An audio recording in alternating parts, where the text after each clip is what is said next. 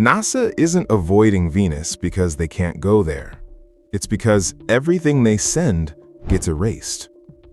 Venus is called Earth's twin. Same size, same structure. But that's where the similarity ends, because one became a home for life, and the other became something else entirely. Step onto Venus, and you don't get a second chance to understand what's happening.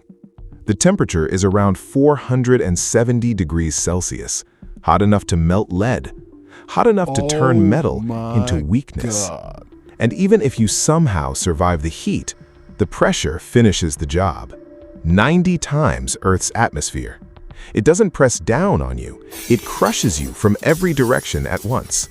Even tanks on Earth wouldn't survive there, not even for a moment. If this already sounds impossible, it gets worse, because the sky itself is not normal. Thick yellow clouds never breaking, rain made of acid, and a silence so heavy it feels like the planet is watching you. But here's something most people never hear. We actually landed there. In the 1970s, the Soviet Venera missions touched the surface of Venus, machines built to survive hell itself, engineered with one goal: don't die immediately. They survived, but only for minutes. Then Venus shut them down completely. No warning, no recovery, just silence. And imagine this: a sky that never turns blue, a ground hot enough to melt steel, and air so toxic it destroys anything it touches. But the real question is not what Venus is now, it's what it used to be.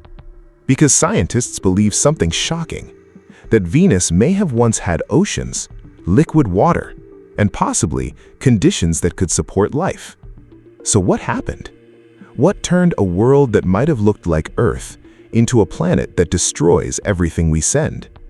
That's why long missions don't go there, not because of fear, but because survival has limits.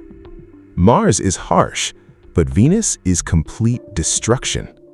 Still, we are going back, with missions like Da Vinci and Veritas, to look beneath the clouds, to understand what Venus is hiding, because maybe the biggest mystery isn't Venus itself, it's what it used to be, and why it changed.